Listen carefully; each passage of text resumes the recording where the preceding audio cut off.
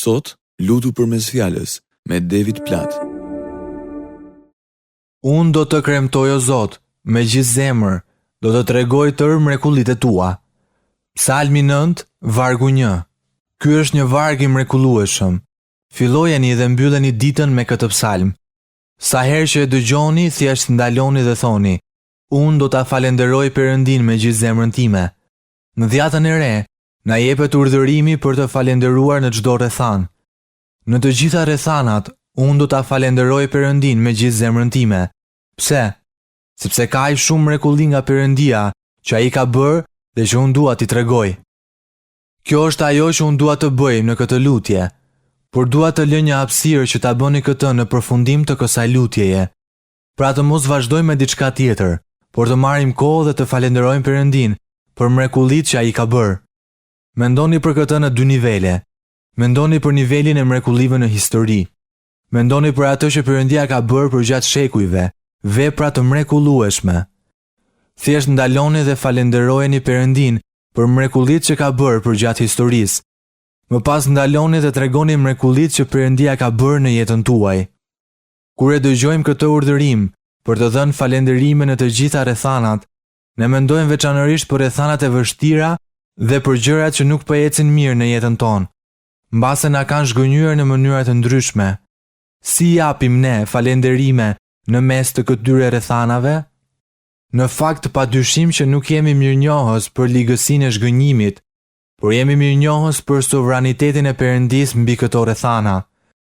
Jemi falënderues për fuqinë e Jezusit mbi të keqen, fuqi e shpalosur në kryq dhe në ringjalljen e tij prej së vdekuris. Ne jemi mirënjohës që fjalën e fundit nuk e ka e keqja, nuk e ka padrejtësia. Ne jemi falënderues që Perëndia është mbrojtësi ynë.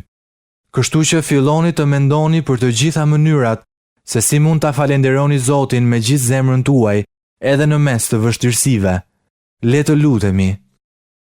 Perëndi, së bashku me psalmistin sot, ne themi se të falenderojmë me të gjithë zemrën tonë.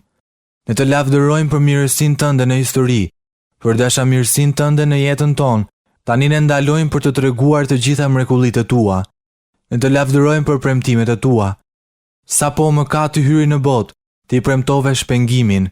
Të lavdërojmë për mënyrën se si ti e thirrë Abrahamin me anë të hirit dhe mëshirës tënde, për ta bekuar atë dhe kombin që do të vinte pas ti, kombin e Izraelit, që bekimi yt të mund të bëjë i njohur në të gjitha kombet. Perëndin, e të falenderojmë për mënyrën se si ti e çlirove popullin tënd nga skllavëria në Egjipt. Të falenderojmë për të gjitha mënyrat e mrekullueshme që e ke treguar fuqinë tënde, se si e ke ndarë detin në mes, se si drejtove gjithë ata njerëz me një kolon reje ditën dhe një kolon zjarri natën.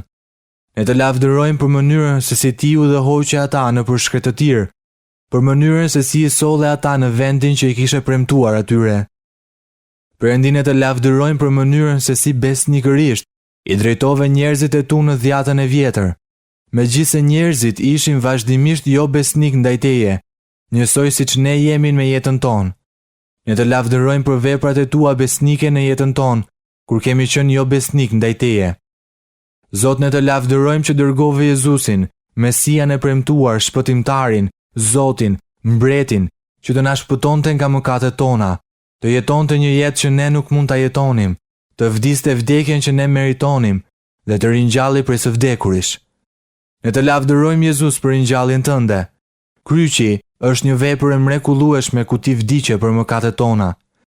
Ringjallja është një vepër e mrekullueshme, përmes së cilës ti shpallë se mëkati, vdekja dhe varri nuk kanë asnjë gjëmb dhe që ti e bëre të qartë se të gjithë ata që besojnë tek ti, edhe nëse vdesin, do të jetojnë sepse besojnë tek ti. Ne të falenderojmë për mrekullitë tua dhe kryqin, ringjalljen dhe ngjitjen tënde në qiell. Të falenderojmë sepse je në të djathtë të Atit. Të falenderojmë për të gjitha mënyrat që ti derdh hirin tënd në ne.